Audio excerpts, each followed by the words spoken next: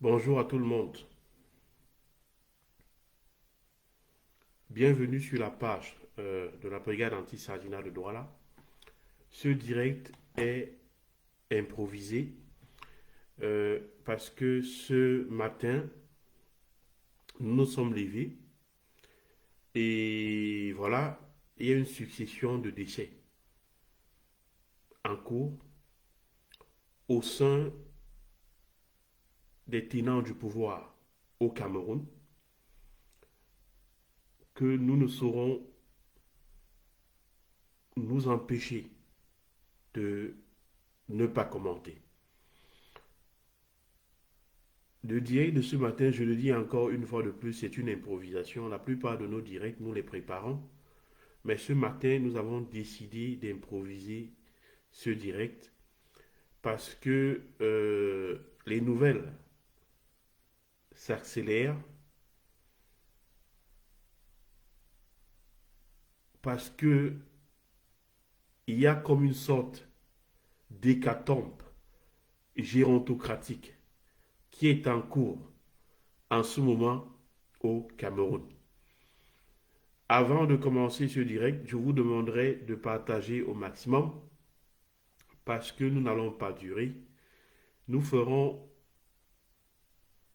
30 minutes, voire 1 heure de direct ce matin, si nous avons assez d'éléments par rapport à tout ce qui est en train de se dérouler actuellement au Cameroun. Il y a des morts, il y a des personnes âgées qui ont décidé de rester éternellement au pouvoir jusqu'à ce que mort s'en suive. Eh bien, ces personnes sont en train de mourir comme des mouches. S'il vous plaît, partagez au maximum. La première des choses lorsqu'on arrive, c'est qu'on partage dans un groupe. On partage très rapidement avant de continuer. Je le dis encore, le direct de ce matin, il est improvisé, il n'a pas été préparé. C'est face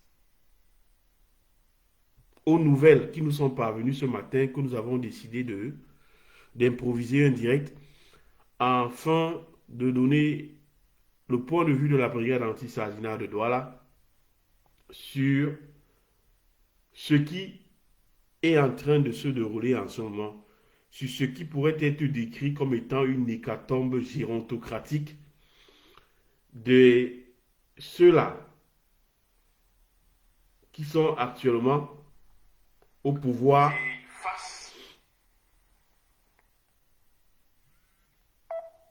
ceux-là qui sont actuellement au pouvoir et qui ont décidé, malgré leur âge, d'y rester et qui meurent de façon subie, sans distinction de tribus, de religion. Voilà, c'est le direct de ce matin est dédicacé à ces autorités camerounaises d'un certain âge qui ne font que mourir les uns après les autres. Je dis indistinctement de religion, de tribu. Hein. C'était il y a quelque temps encore le secrétaire général à la santé, Monsieur Ayato, qui est mort dans des circonstances quand même assez étranges, mais pas du tout surprenantes. C'est-à-dire que Monsieur Ayato, il est originaire du Nord, et à ce qui paraît même, il y a déjà un successeur en la personne de l'ancien président de la Confédération africaine euh, de football. Hein. Son frère l'a succédé, et son frère, c'est l'ancien président de la Fédération africaine de football. Ça, c'est le nord. Et maintenant, allons dans le sud-ouest. Dans le sud-ouest, c'est Tif Moukete, le doyen du Sénat, qui a âgé d'à peu près 104 ans, qui est mort en son tour. Avant cela, je tiens à vous rappeler que Mendozi est mort dans la journée d'hier. Et à ce qui paraît, nouvelle à confirmer, Martin Okuda, également ancien ministre, serait décidé. Je dis c'est au conditionnel. Nous sommes en train de vérifier l'information afin de pouvoir être sûr de ne pas nous tromper. Je dis encore au conditionnel. Martin Okuda, ancien ministre sous l'actuel régime de M. Paul Biya, serait également décédé. Niat Ndifendi Marcel serait dans un coma. Vous voyez un peu. Faisons un récapitulatif des personnes qui se trouvent actuellement, qui sont décédées ou qui se trouvent actuellement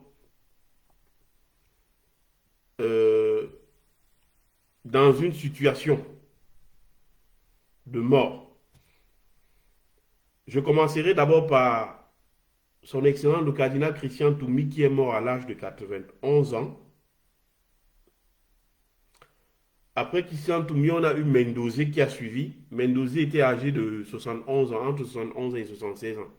Vous savez, pour nos anciens qui sont nés vers, il y a toujours une marge lorsque vous calculez leur âge. Mendozi, nous le situons entre 71 ans et 76 ans. Tif Moukete, je l'ai dit tout à l'heure, il a 104 ans.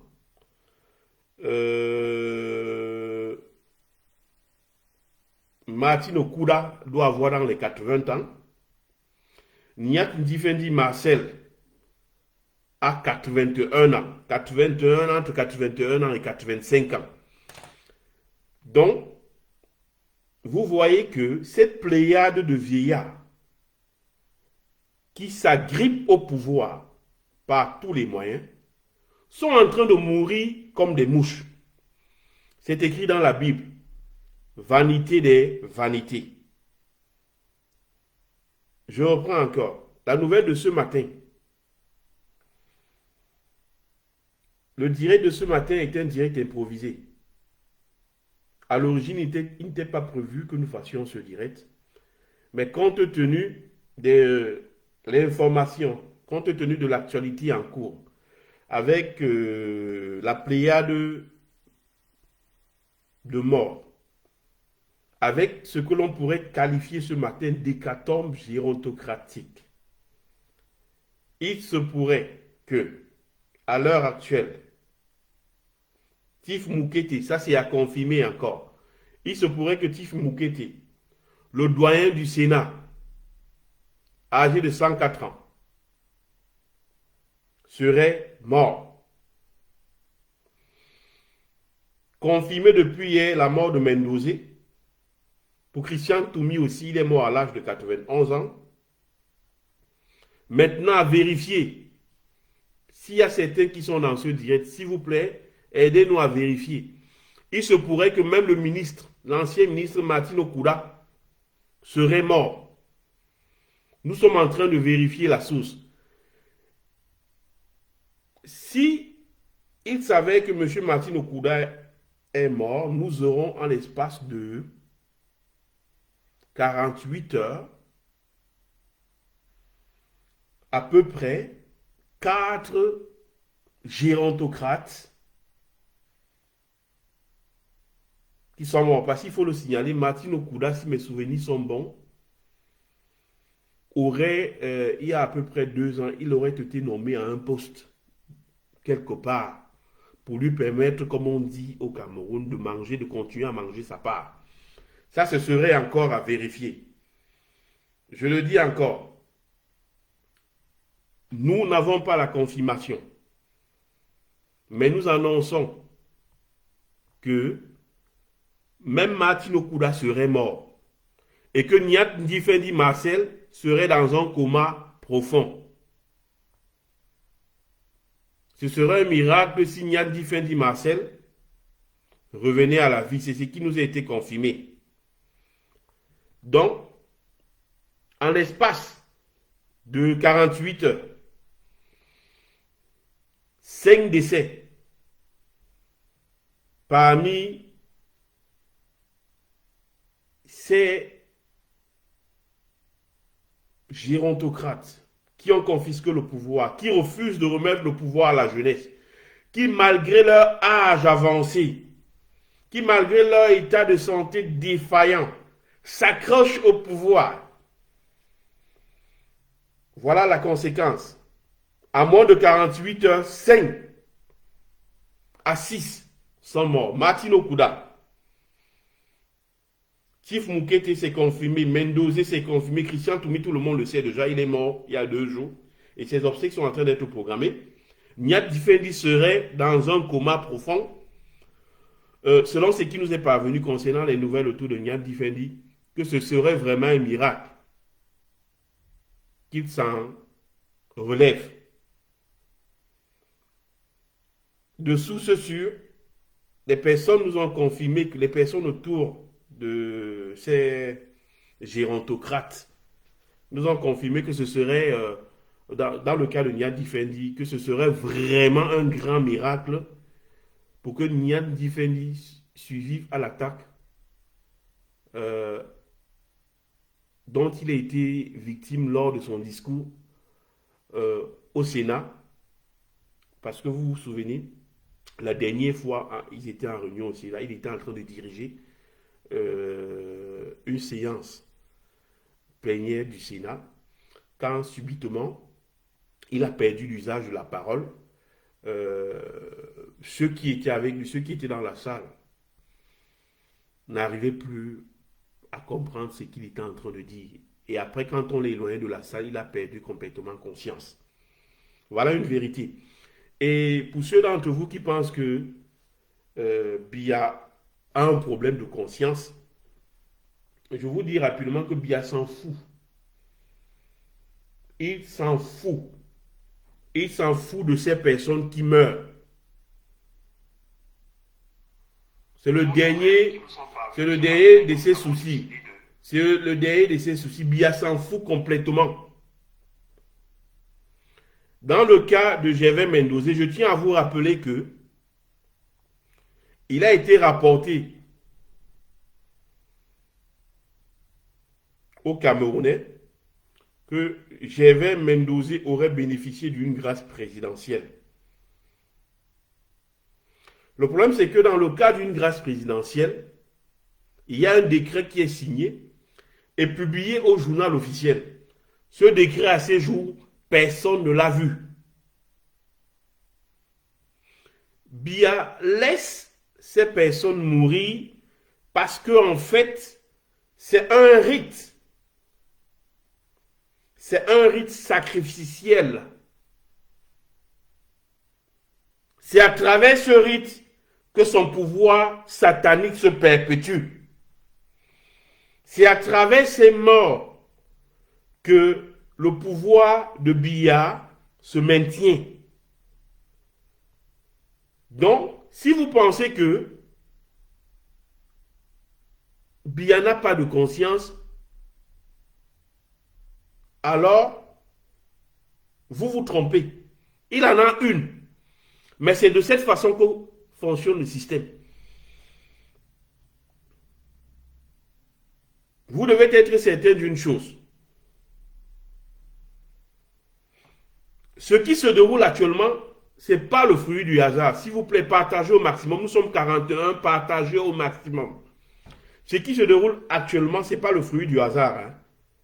Vous devez comprendre que lorsque vous prenez Christian Toumi, 91 ans, Mendoza, 76 ans, Tif Moukete, 104 ans, ces 3 premiers personnages cumulent à elles seules près de 200 ans de vie. Je dis, calculez, faites un calcul rapide. Tif Moukete, 91 ans, Mendoza, 76 ans, on est déjà à près de 150 ans. 160 ans par là. Si vous ajoutez à cela Non, disons Christian Toumi, 91 ans, Mendozé, 76 ans. On est à peu près à 166 ans par là. Si vous ajoutez à cela Tif Moukete, ça fait 104 ans, plus 104 ans. On est déjà à 250 ans. Ces trois personnes à elles seules cumulent déjà 250 ans de vie sur Terre. On leur demande de s'éloigner du pouvoir, de céder le pouvoir à plus jeunes, de former des jeunes, afin que, au moment où ils vont mourir, que ces jeunes aient acquis une certaine expérience de la gestion de la chose publique, ils refusent, ils s'agrippent au pouvoir. Vous savez, en Afrique, il y a cela de positif que nous respectons les anciens. Il y a cela de positif que les grands-parents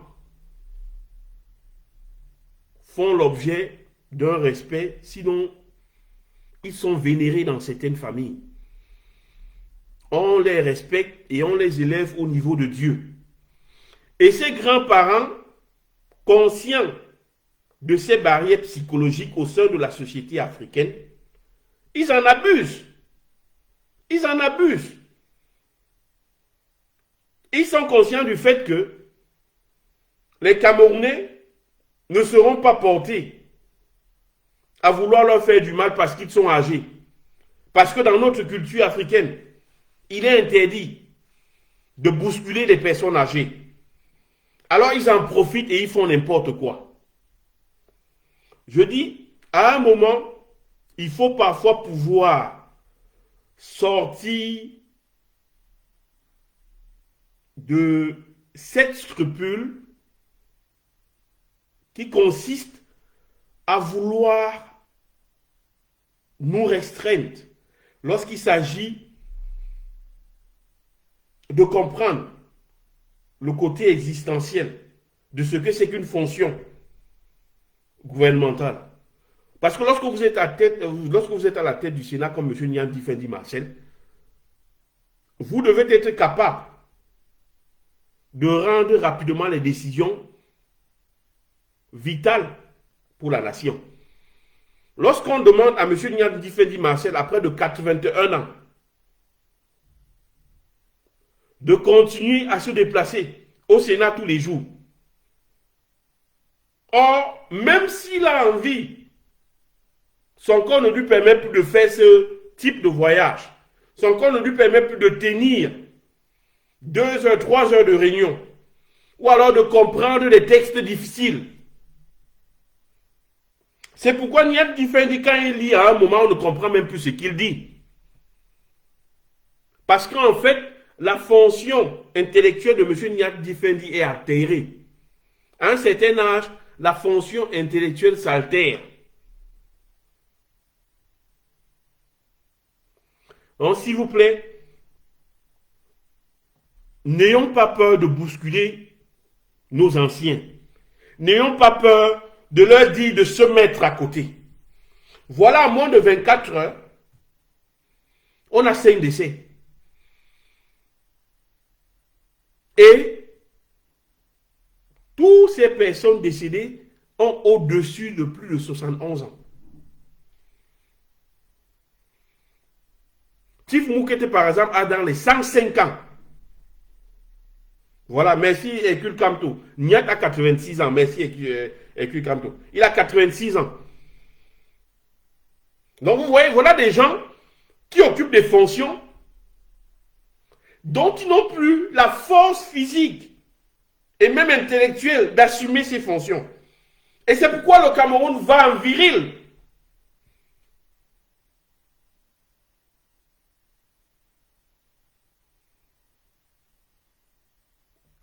À moins de 24 heures, on a 5 décès. Monsieur Tif Moukete est âgé de 105 ans. Ou alors de 104 ans. Dans tous les cas, il a plus de 100 ans. Et il est doyen des sénateurs. Ça veut dire que quoi? Ça veut dire que au début de la session, avant d'élire le nouveau président du Sénat, c'est le doyen d'âge, d'après le règlement intérieur du Sénat, c'est le doyen d'âge parmi les sénateurs qui va présider la séance d'élection du président du Sénat. C'est M. Tif Moukete qui l'a toujours fait.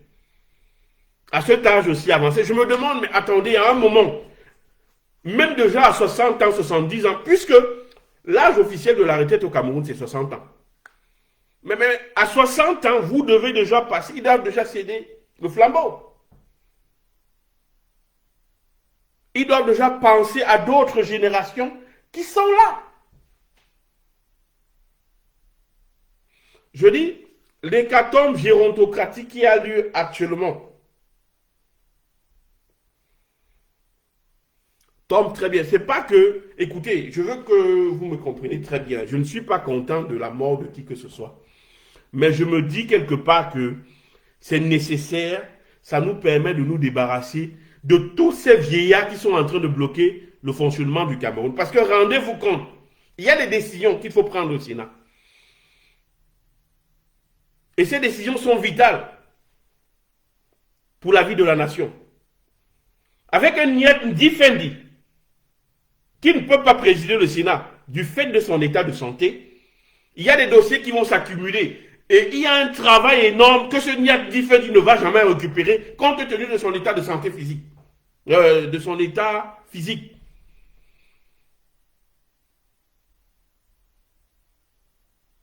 Donc il est temps que nos anciens, qui réfléchissent un peu, qui se posent des questions. À quoi ça sert de s'agripper? Vous pensez sérieusement que Nyet Fendi, à 86 ans, manque de quoi manger chez lui? Soyons sérieux. Toute la richesse que Nyet Fendi a accumulée pendant sa carrière lui permettrait de vivre et de faire vivre 2 ou 3 générations après lui. S'il vous plaît, je dis à ceux qui sont en contact avec ces anciens-là, essayez de leur parler, mais ça ne sert à rien de mourir dans ces circonstances-là. Tif Moukete me fait pitié. À 105 ans, vous vous souvenez, Tif Moukete a piqué une fois une crise au Sénat parce qu'il essayait de faire débattre de la guerre anglophone. Il voulait qu'au sein du Sénat camerounais, que l'on puisse débattre de la guerre qui sévit actuellement dans les régions anglophones. Face au refus du pouvoir de débattre, Tif Moukete a piqué une crise et il a jeté son bâton. Vous savez, ce bâton qui lui sert, qui sert généralement aux personnes du 3e et 4e âge d'appui. Tif Moukete a jeté son bâton, scandalisé. Mais je dis, a-t-on besoin d'en arriver là? A-t-on besoin d'être du 3e ou du 4e âge pour être à un niveau? Parce que je dois vous dire, hein, au niveau du Sénat, il faut être très fit. Parce que le nombre de dossiers que vous recevez par jour qui tombent sur votre table, le nombre d'informations qui tombent sur votre table, vous devez ingurgiter ces informations. C'est la même chose vaut pour Paul Biya. Gouverner, c'est recevoir tous les jours des tas d'informations que vous devez intégrer dans votre tête afin de pouvoir prendre des bonnes décisions. Dès lors que vous n'êtes pas capable intellectuellement d'absorber toutes ces informations, la chaîne des décisions en prend un coup. Parce qu'en ce moment, les décisions que vous allez prendre n'auront pas une certaine cohérence. Parce que justement, il y a des informations qui vous ont été passées par rapport à des situations précises que vous n'avez pas intégrées dans votre prise de décision. C'est pour cela que Paul Biya demande 3 fois, 4 fois de suite que l'on prête de l'argent pour finir le stade Olembe. Or, le stade Olembe a déjà englouti près de 400 milliards de francs CFA. Pour rappel, le Mali a construit un stade ayant les mêmes capacités que celui du stade Olembe à 50 milliards. Lorsque le stade Paul Biya d'Olembe n'a pas été achevé, On a fait un premier prêt, on a fait un deuxième prêt, on a même fait un troisième prêt. Ce stade n'est toujours pas fini. Parce que, comme d'habitude, ceux qui sont autour de Paul Biya détournent cet argent avec la complicité du ministre des Finances, monsieur Louis-Paul Montager. Louis-Paul Montager devrait expliquer aux Camerounais pourquoi est-ce qu'à son temps, on a sorti près de 300 milliards de francs CFA pour construire un stade qui est évalué, d'après les experts, à peu près 50 ou 60 milliards de francs CFA. Je dis, c'est cette vieillesse qui fait en sorte que le président ne peut plus suivre. Vous-même, vous le savez. Vous avez vu les personnes âgées dans des familles. Parfois, ils ne se souviennent même plus de là où il a placé son argent. Ils ont des pertes de mémoire.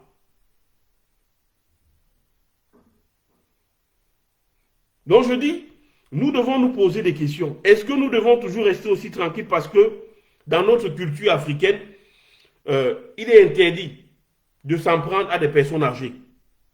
Première des choses. Deuxième des choses, ce tabou africain a quelles conséquences pour l'état actuel du Cameroun? Rendons-nous compte de ces conséquences. Nous devons bousculer nos doyens. Nous devons leur parler. Ceux qui sont avec eux, vous devrez les parler. Vous devrez rentrer en contact avec eux. Leur dire, écoutez, intellectuellement, c'est clair que vous n'êtes plus capable d'exercer ces fonctions-là.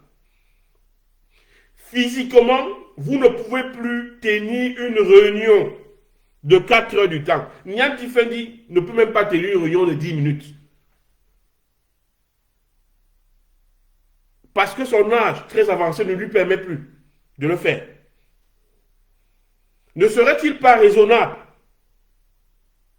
ne serait-ce que de les encadrer par des personnes plus jeunes qui assurent ces fonctions? Je veux dire, on peut le conserver là pour le symbole. Puisque d'après ce qui nous est rapporté, c'est un peu le symbole. Oui, Biya voudrait se maintenir avec les gens avec qui, il a commencé. Non, mais attendez. C'est quoi ce symbole à côté des vies des Camerounais? Les décisions que Kanyat Difendi ou Paul Biya à prendre, c'est des décisions qui vont impacter sur des générations de Camerounais.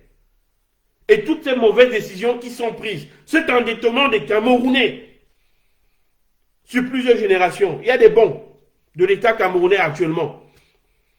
L'État camerounais s'endette pour 450 milliards. Ça veut dire que quoi? Ça veut dire qu'en fait, la trésorerie, il n'y a rien à l'intérieur. Et chaque jour, ils sont en train de courir à gauche et à droite pour en prêter de l'argent. Je le dis encore. L'hécatombe gérontocratique qui a lieu ce matin, c'est une catastrophe. C'est une catastrophe dans la mesure où les Camerounais n'ont forcément pas besoin de cela.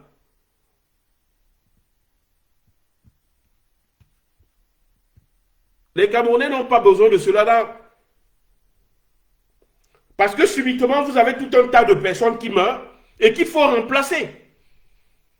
Niat Difendi, dans tous les cas, lorsqu'il tombe là, il va falloir rapidement lui trouver un remplaçant. Parce que le vice-président du Sénat n'a pas les prérogatives qui lui permettraient de gérer certains dossiers au Sénat. Il peut être là en temps partiel pour une certaine période, mais du point de vue constitutionnel, il ne remplit pas les conditions du point de vue des prérogatives qui lui permettent de maintenir son poste, qui lui permettent de tenir ce poste en tant que premier vice-président du Sénat. À moins de 24 heures, Tif Moukete, Niat Difendi, qui est au coma, Martine Okuda, l'ancien ministre, vous voyez, c'est des gens qui tombent, ils sont dans des positions. Mais c'est une malédiction ou bien c'est quoi?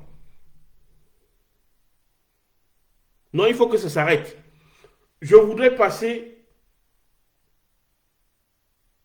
dire à ceux qui sont en contact avec ces personnes, ou alors à ceux qui sont en contact avec l'entourage de ces personnes, de passer un message. Je leur dis que ça ne va pas.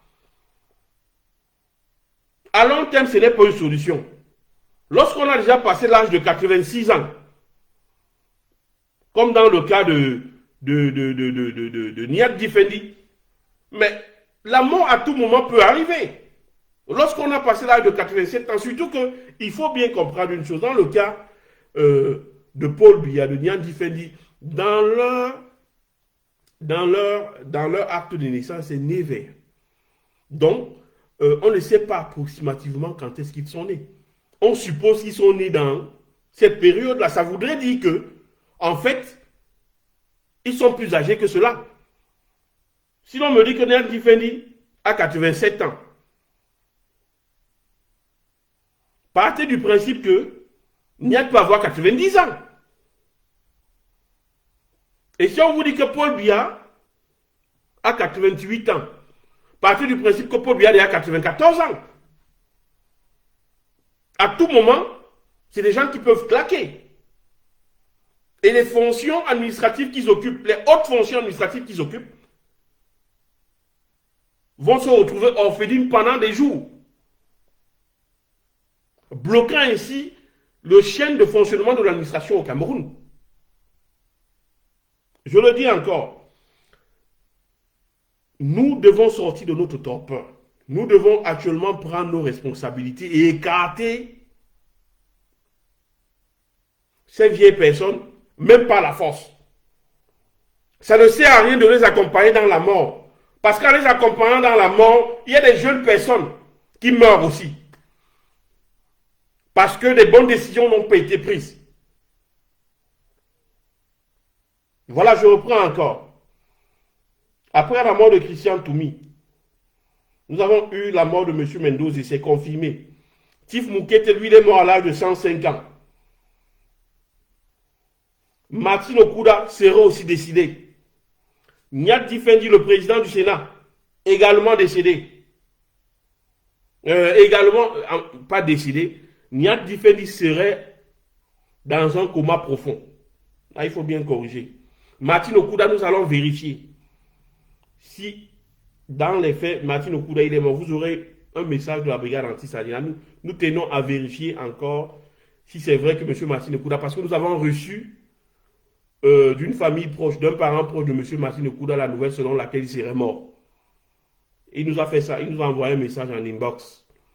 Mais nous sommes en train de procéder à des vérifications pour nous assurer que M. Martin Okuda est effectivement mort.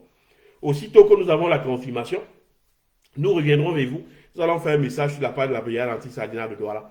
Donc voilà, ce direct a duré à peu près 33 minutes.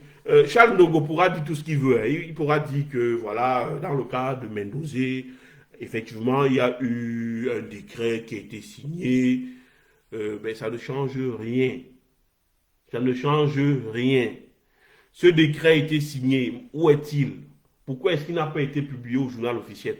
Nous avons tous l'impression que c'est parce que la tribu d'origine de Mendoza s'est lamentée, a commencé à se plaindre, et que voilà, l'image de Paul Biya en a pris un coup, que pour calmer certaines personnes dans la tribu de Paul Biya, dans sa famille tribale, on a décidé de publier que Mendoza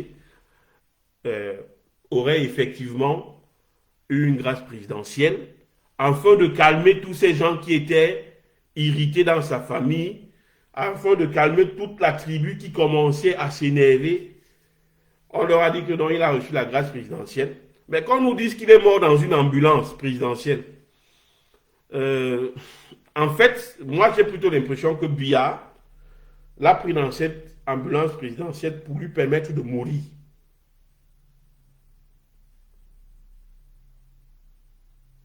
Quant à la question de savoir est-ce que Biya a une conscience, Biya a bien une conscience. Mais je tiens à vous dire que c'est comme ça qu'il fonctionne. Biya croit que ces morts vont lui permettre de perpétuer son pouvoir. Hein. Et à tous ces ayopistes, ayop, voilà le système que vous avez mis en place qui est en train de vous broyer.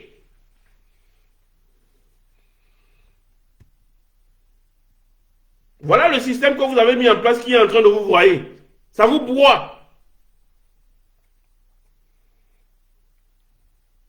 Tout le temps, lorsqu'on essaie d'évoquer l'âge avancé au sommet de l'État, c'est la même chose au niveau de l'armée. Hein. Le général René Claude Méca, on vous dit qu'il a 80 ans. Moi, je me demande si à 80 ans, on peut diriger une armée. Si à 80 ans, on peut se lever pour courir au front. Surtout que dans le cas de celui qui est à la tête de l'armée camerounaise, on vous dit même que il a perdu la faculté. C'est-à-dire, son nuit, quoi. Il n'entend plus rien. Il est aveugle et il n'entend plus rien. Il a perdu les deux sens. Vous vous rendez compte, on a un général de 80 ans à la tête d'une armée. Des chefs d'état-major de 76 ans. Mais je dis, en cas de coup dur, c'est un vieil de 80 ans qui ne voit pas, qui est devenu aveugle, qui est devenu, disons-le tout simplement, sourd. C'est-à-dire qu'il n'est même pas capable d'entendre qu'une balle est en train d'être tirée. C'est lui qui va se lever pour organiser la défense du Cameroun. À Dewa, continuez. Vous vous moquez de vous-même. Charles Ndongova a beau vous dire que voilà, en fait, il y a eu un décret présidentiel. Oui, mais le décret présidentiel, personne ne l'a vu. Quel est ce décret présidentiel que l'on ne publie pas au journal officiel? Tous les décrets présidentiels de ce régime sont toujours publiés. Je le dis encore, dans le cas de Gervais Mendozé, Biya a voulu le tuer pour une raison. Parce qu'il faut bien rappeler que s'il y a quelqu'un qui a eu à couvrir les frasques de Paul Biya, c'est bien Gervais Mendozé, dont le fils a dû aller en prison pendant près de 20 ans aux États-Unis. Lorsque Franck Biya a été arrêté aux États-Unis justement pour trafic de drogue, c'est finalement le fils de Mendozé qui va faire la prison à la place de Franck Biya. Et je tiens encore à le rappeler, Mendozé est le cousin direct de Paul Biya. C'est le cousin direct de Paul Biya. Donc, si Paul Biya est capable de laisser mourir Mendozé dans une ambulance, parce qu'on dit qu'il a été récupéré dans une ambulance présidentielle, et que c'est dans cette ambulance-là qu'il est mort. Moi, je pense plutôt qu'on l'a pris dans cette ambulance présidentielle pour s'assurer qu'il va bien mourir. C'est-à-dire qu'on l'a pris, on l'a récupéré dans l'ambulance présidentielle, on est parti garer l'ambulance quelque part, on a dit, bon, il meurt en paix. Donc, voilà. Ce matin, oui, il y a l'autre, il y a M. Ngando qui dit qu'il n'y a pas eu de grâce présidentielle, l'affaire Mendozé n'a pas encore été jugée. M. Ngando, c'est vrai que l'affaire Mendozé n'a pas connu une fin de jugement, parce qu'en fait, c'était en jugement, c'était en instance. Indépendamment de cela, le président de la République peut décider de l'arrêt des poursuites à travers le ministère de la Justice. C'est, comme on dit dans le jargon, c'est la discrétion du président de la République du Cameroun. Il peut décider d'arrêter les procédures contre qui il veut. C'est ce que prévoit la Constitution. Donc on n'a pas besoin que le procès aille à sa fin. Biya peut décider, à travers le ministre de Justice, de faire tout simplement jeter les charges qui sont retenues contre Mendozé. Et Mendozé est libre. Donc cela ne joue aucun rôle. Je veux dire encore, pour que nous soyons clairs, j'espère que M. Ngando, j'ai répondu à votre questionnement. Si vous avez d'autres arguments à faire valoir, vous pouvez écrire. Mais d'ici peu, je vais arrêter le direct parce que, euh, comme je l'ai dit, ce direct est un direct improvisé. Nous n'avions pas prévu de faire un direct au-delà de 30 minutes. Et actuellement, nous sommes déjà à près de 40 minutes. Et vous savez, au Cameroun, les gens n'ont pas assez de mégas pour pouvoir nous suivre. Et donc, c'est pourquoi il faut que lentement, nous nous acheminons euh, vers la fin de ce direct. Je le dis encore, les nouvelles vont très rapidement ce matin. Hier, il y a 2, 3 jours, il y a 4 jours, nous avons eu la confirmation de la mort de Christian Toumi, le cardinal, l'ex-cardinal de Douala, qui est mort à l'âge de 91 ans. Après, c'était le tour.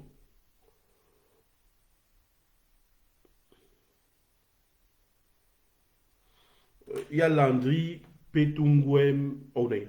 Je ne vais pas citer les noms. Qui pose la question de savoir, il y a un monsieur qui pose la question de savoir, as-tu un document officiel qui prouve que, ou qui témoigne de l'arrêt des poursuites par le président de la République? Non, monsieur, je n'ai pas ce document officiel. Je n'ai même jamais dit qu'il y avait un document officiel. Je crois plutôt qu'il s'adresse, c'est par rapport à la question de monsieur Ngando, ou alors s'il s'adresse à moi. Il faut que ce soit clair, je le dis encore, nous pensons au niveau de la brigade anti-Sardinat que Mendoza n'a jamais été gracié.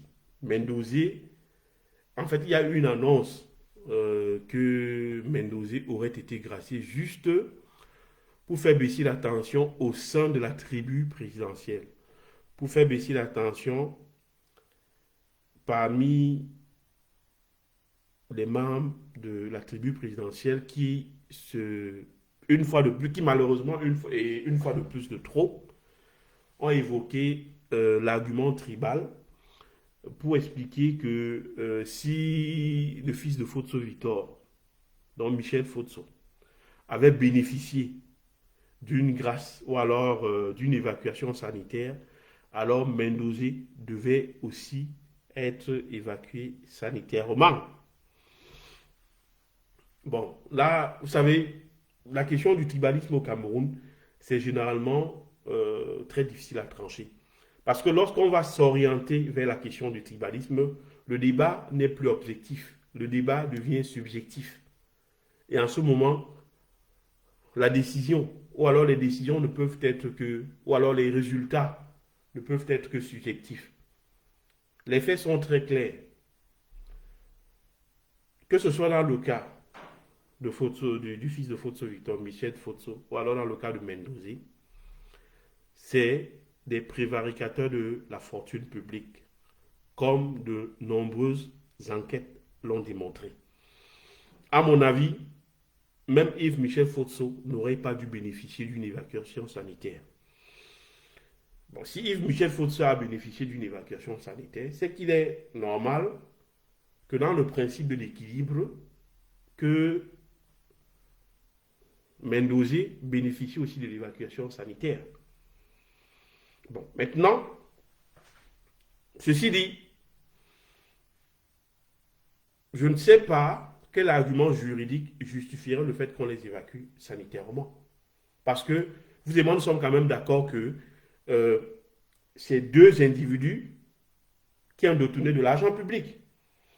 Yves Michel Fotso, quand il était à la tête de la Camer, ça a été démontré, il a tout simplement détourné l'argent des ADC et il a créé sa propre compagnie avec des avions et il faisait même concurrence à la Camer. Et la procédure a démontré qu'effectivement, Yves Michel Fotso avait détourné de l'argent. Dans tous les cas, pour ce qui concerne l'argent de l'autorité aéroportuaire, il y a de l'argent qui est versé, ou bien qui a été versé à la Camer dans le cadre de sa relation avec les aéroports, les ADC, les aéroports du Cameroun. Parce que vous devez le comprendre, Cameroun Airlines étant une compagnie nationale, il y a les frais aéroportuaires que Cameroun Airlines paye lorsqu'ils vont dans d'autres pays. Donc il n'est que très normal que lorsque des compagnies étrangères arrivent au Cameroun, qu'elles paient les mêmes frais et que l'on verse une partie d'après une répartition entre Camer et l'État camerounais. Ça veut dire que quoi? Le ministère des Finances récupère une partie de l'argent et Camer, à l'époque, reçoit aussi une autre partie de cet argent. Alors, ce qui s'est passé, c'est qu'au moins à ce niveau, on a pu déterminer qu'il y avait des très grosses sommes d'argent des aéroports du Cameroun, des ADC, qui ont été détournés par M. Yves Michel Fotso. Et que cet argent lui a servi dans l'achat de sa propre compagnie qu'il avait créée et qui concurrençait Camer. Gervais Mendozé, je n'ai pas besoin de développer. Il a été directeur général de la CRTV pendant près de 17 ans et lui également a volé copieusement l'argent destiné au financement des émissions de la CRTV. Vous savez, pour toute personne qui travaille au Cameroun, il y a dans votre fiche de paie l'argent de la redevance audiovisuelle. À l'époque, c'était géré directement par la CRTV. Ça veut dire quoi? Ça veut dire qu'on payait ça directement à la CRTV. Aujourd'hui, pour éviter justement qu'il y ait des détournements massifs, on a mis un système au niveau du Minefi où cet argent est d'abord payé au Minefi et c'est lui qui le verse ensuite à la CRTV. C'était parce qu'on estimait qu'à l'époque, en laissant Mendozé avoir directement accès à cet argent, il en faisait ce qu'il voulait. Et aujourd'hui, Mendozé est accusé d'avoir détourné près de 18 milliards de francs CFA. Et quand on lui demande de remettre le corps du délit, Mendozé n'a pas cet argent-là parce qu'il le partageait. Je tiens à vous rappeler qu'à ce propos, il y a un célèbre avocat parisien qui nous a dit qu'il fallait libérer Mendozé parce que Mendozé passait son temps à distribuer l'argent qu'il volait. L'argent des impôts camerounais qu'il volait, il le distribuait à tous les cousins du village. Et cet avocat, ce célèbre avocat parisien, le fait de cette distribution justifie à elle seule que l'on libère Mendozé. Donc je dis, quand vous prenez le cas de Gervais Mendozé et le cas de Yves Michel Fotso, c'est les mêmes délits de détournement de fonds publics. Et si Yves Michel Fotso a bénéficié de l'évacuation sanitaire, alors on est en droit d'attendre la même chose dans le cas de Gervais Mendozé. Mais voilà. Est-ce que ça a une base juridique? Je vous dirais non. Mais est-ce que c'est compréhensible du point de vue de l'humain? C'est très compréhensible. Je peux comprendre que les membres de la tribu présidentielle se plaignent. Mais de là à en faire une affaire tribale, il y a un pas que moi je ne vais pas franchir. Parce que vous devez comprendre une chose. Entre ces grandes personnalités de l'État, ils s'entendent très bien. Hein? Yves Michel Fotso, avant de mourir, lui et Paul Biya, c'était les meilleurs potes du monde. Et chaque fois, ils vont instrumentaliser le petit peuple. Ils vont prendre le petit peuple dans leur bataille. Ils vont instrumentaliser le petit peuple qui va se battre sous prétexte qu'un Mendozé n'a pas été évacué alors que Yves Michel Fotso. Mais écoutez, entre eux, ces grandes personnalités de l'État, ils s'entendent très bien, ils se marient entre eux. Le directeur d'Express Union a épousé la fille du ministre des Finances actuel, Motazi. Ils se marient entre eux, ils se baisent entre eux, ils font des enfants entre eux là-bas. Donc ce type d'entente entre Yves Michel Fotso, ancien homme le plus riche du Cameroun, et Paul Biya, président de la République, quand Biya se rend à l'ouest, il dort chez Yves Michel Fotso. C'est des amis. Donc, libérer Yves Michel Fotso, c'est rendre un service à son pote. C'est des grands potes. Moi, ce que je vous demande, ne vous laissez pas instrumentaliser par ces gens. Parce que généralement, nous, dans le petit peuple, nous nous retrouvons à nous prendre la tête tout simplement parce que selon qu'on est Bamileke ou on est Betty, on se sent frustré parce que justement, Yves Michel Fotso, qui est un Bamileke, a bénéficié de l'évacuation sanitaire et Mendozé, qui est un Betty, n'a pas bénéficié de l'évacuation sanitaire. C'est un faux débat. Ne rentrons pas dans leur jeu. Ces gens, quand ça les arrange, ils s'entendent entre eux. Quand ils voudraient se maintenir au pouvoir, ils se servent du populisme. Le populisme, c'est quoi? C'est l'instrumentalisation de leur tribu. Ils se servent de l'instrumentalisation de nos différentes tribus pour maintenir leur pouvoir. Donc, s'il vous plaît, renvoyez les deux à dos. Cette différence de traitement qui existe entre Yves Michel Fotso et Mendozé, On s'en fout, nous, le petit peuple, parce qu'à la fin, ils s'entendent et c'est nous qui continuons à souffrir. Parce qu'à la fin, lorsqu'ils prennent leur décision là-bas en haut, c'est le petit peuple qui traîne. Alors ce petit peuple ne devrait pas se laisser manipuler par ces gens qui sont à la tête du pouvoir depuis près de 40 ans. Je le dis encore, le directeur d'Express Union ou bien le président fondateur d'Express Union, il est dans la finance, non? Son fils est épousé, le ministre, son fils est épousé, la fille du ministre des Finances, monsieur Paul Motazé. Entre eux, il y a des mariages, hein? Les enfants se font entre eux des mariages, ils se font entre eux des beaux bébés, et le petit peuple ne fait que trinquer. Donc ceux qui dans la tribu des Boulous prennent position en faveur de Mendozé parce qu'il est Boulou comme eux, c'est une erreur. Ceux des Bamileke qui prennent position en faveur de Yves Michel Fotso parce qu'il est Bamileke comme eux, c'est une erreur. Ça c'est le monde des riches. Toi tu es en bas, tu es pauvre et tu subis.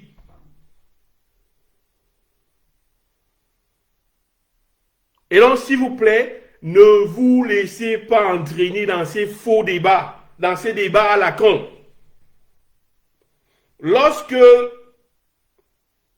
Tif Moukete meurt à 105 ans, toute la carrière qu'il a fait dans l'administration, surtout que dans le cas de Tif Moukete, il est l'un des hommes les plus riches en Afrique francophone. Hein. Donc, vous pouvez toujours perdre votre temps. La famille Moukete, c'est l'une des plus riches en Afrique centrale.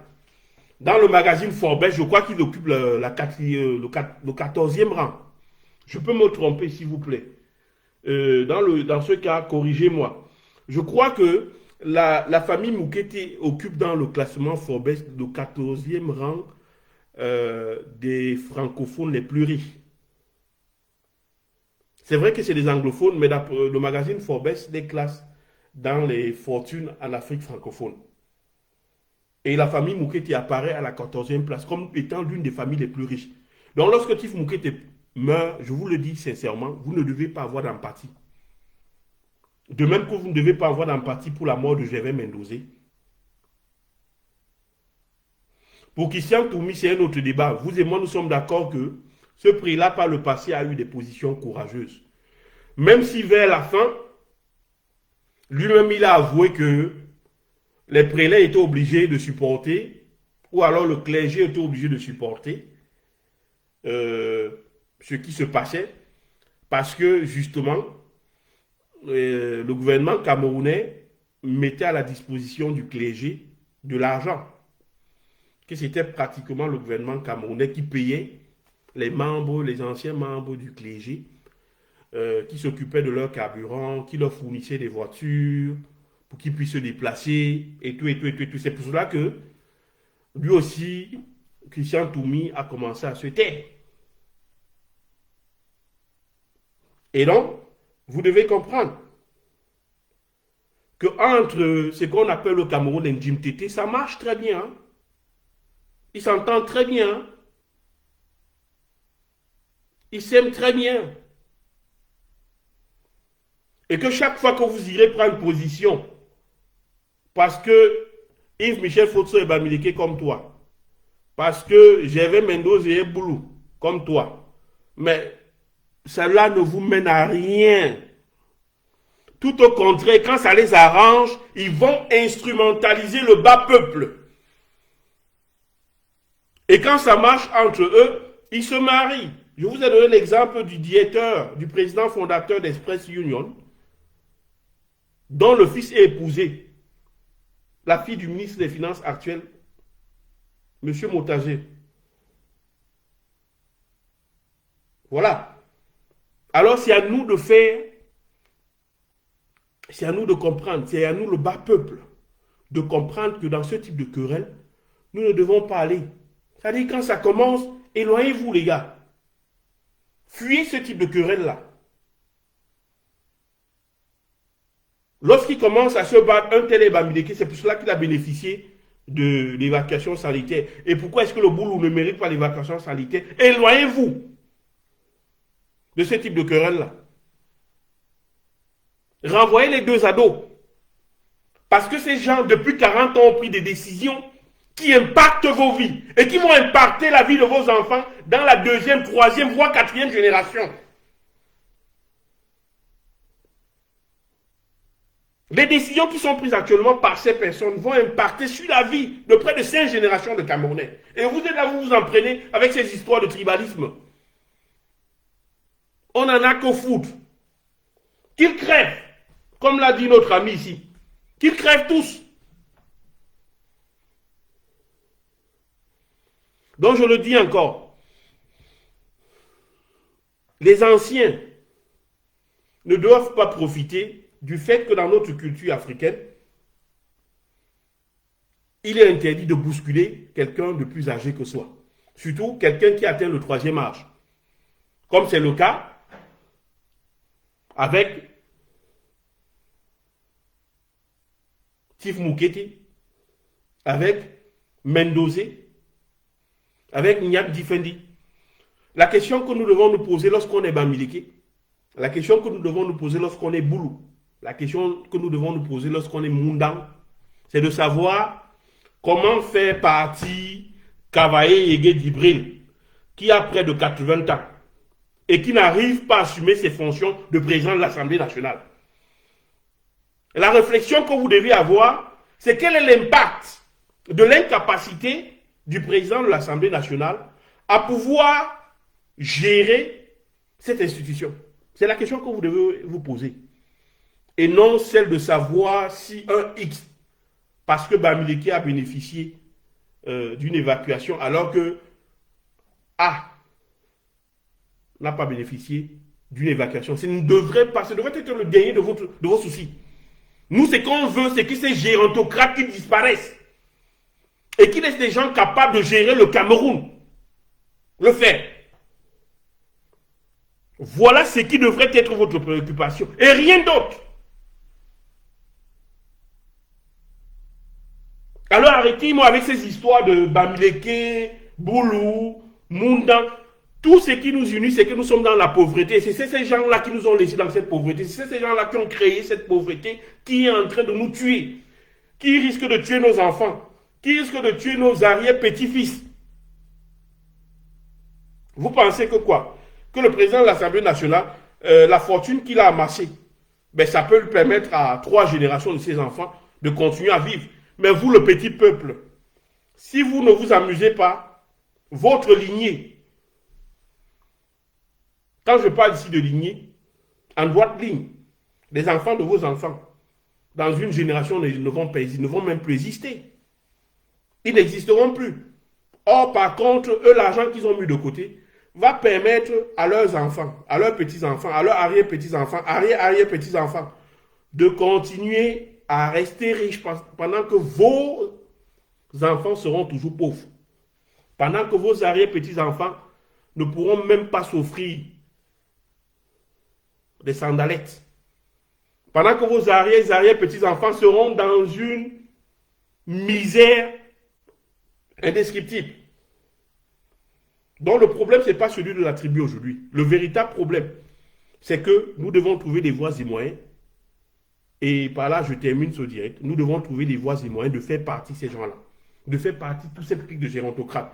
C'est vrai maintenant, avec l'aide de la nature, ils sont en train de mourir comme des petites poules. Ils sont en train de mourir comme des petits animaux. Donc, voilà, il y a Charles Nefo qui dit, mon cher, le cas de Michel Fotso concernait l'avion présidentiel. C'est vrai que Michel Fotso a été jugé dans un premier temps à cause de l'achat de l'avion présidentiel. Mais ce que tu ne sais pas, c'est qu'il y a eu d'autres enquêtes qui ont révélé qu'il y avait les frais aéroportuaires qui sont mis à la disposition de la Société nationale aéronautique. Ces frais aéroportuaires, on les payait également à la Camer. Et Michel Fotso était entre autres poursuivi plus tard. Il a été poursuivi plus tard aussi pour ces détournements de fonds publics qui avaient été mis à sa disposition par les aéroports du Cameroun. Je sais de quoi vous parlez, l'achat de l'avion présidentiel. Au niveau de l'achat de l'avion présidentiel même, il n'avait rien à faire avec ça. Là, il a été victime tout simplement d'un règlement de compte. Il s'est trouvé au mauvais endroit, au mauvais moment, comme on dit souvent. Donc, je comprends bien Monsieur Défaut, mais Monsieur Défaut, il y avait un autre dossier. Faites des recherches. Cela concernait les aéroports du Cameroun, où il a été condamné avec l'ancien directeur des aéroports du Cameroun pour des détournements de beaucoup d'argent. Hein. Ça, de ce côté aussi, vous pouvez faire des recherches. Si, c'est vrai qu'à l'origine, c'est l'avion présidentiel. Mais après, il y a eu encore cette histoire avec des indus, des sommes indues des aéroports du Cameroun. Donc, vous pouvez faire des recherches à ce niveau. J'ai compris votre plainte. Ceci étant, voilà, je vais arrêter le direct là. Je vous dis merci de nous avoir suivis. Ça fait 1h17, 1h18. Nous sommes au Cameroun.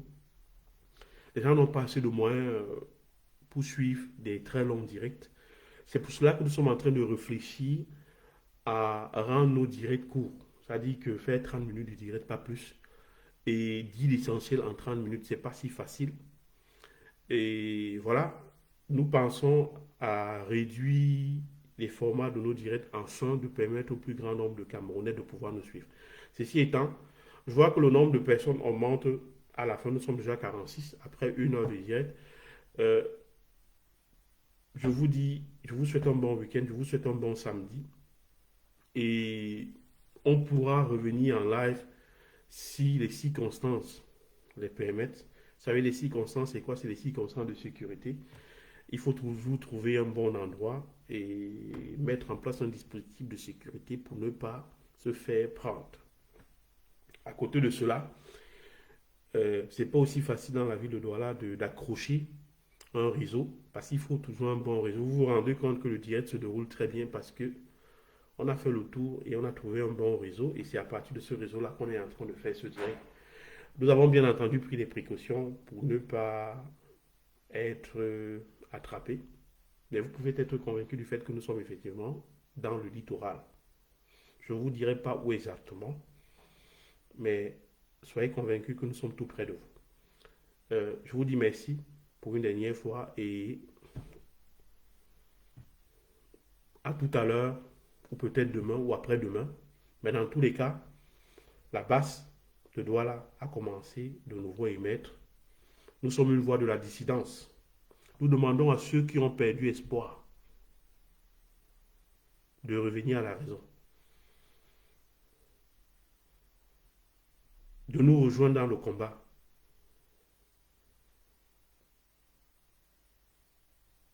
Merci. Bonne journée.